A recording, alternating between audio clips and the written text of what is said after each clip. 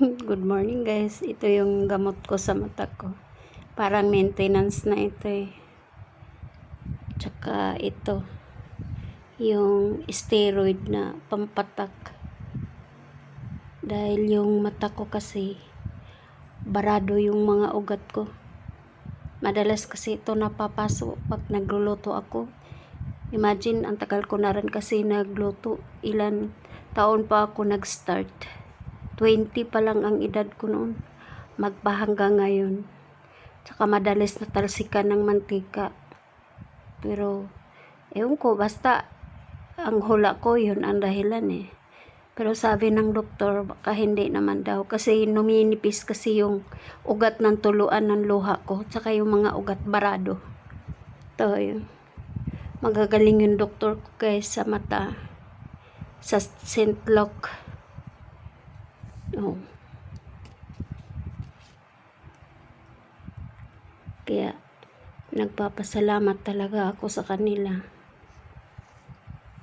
Dahil, naagapan yung mata ko. Na hindi ako tuluyang mabulag. Napakabait nila. Na lahat sila. Yung mga doktor ko doon, mga nurse. Ang bait nila. Kaya, thank you talaga sa St. Luke. Sa all doctor. Na-admit rin ako doon. Pero, ang gagaling nila. Ang gagaling na mga doktor sa St. Luke. Nakalimang bag ako doon na steroid eh. Tapos ito, sa mismong mata ko, ipinapapatak. Dahil nung nakaraang buwan, natalsikan na naman.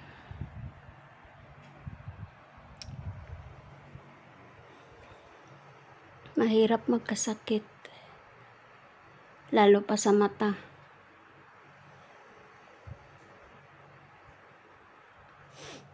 Pero wala tayong magagawa. Buti na lang may mga taong mababait. Saka lalong-lalo na sa mga bossing ko. Napakabait nila. Walang kasing bait. Matagal na ako sa kanila. Mga bata pa lang yung amo ko ngayon. Ako nag-alaga sa kanila. Anong taon pa ba yun? 1981, 80, mga 85 yata ako nag-start sa kanila, o 80, nakalimutan ko na, basta mga bata pa sila. Tapos ngayon siya yung naging boss ko, yung panganay ng anak ng amo ko, doktor din, cum laude, magaling din na doktor, pero hindi lang siya sa mata ko, ibang doktor, mga kaibigan nila. Kasi linya-linya kasi guys yung mga doktor eh. Yung espesyalista sa mata ko ang humahawak sa akin, yung espesyalista sa ugat. Kaya ang gagaling nila. Kaya thank you talaga. Pero, napakamahal ito. Pero hindi ko to binili. Libre ito sa amo ko. Imagine mo lang yan. Yung ibang amo, malilibre ka ba ng ganyan? Diba?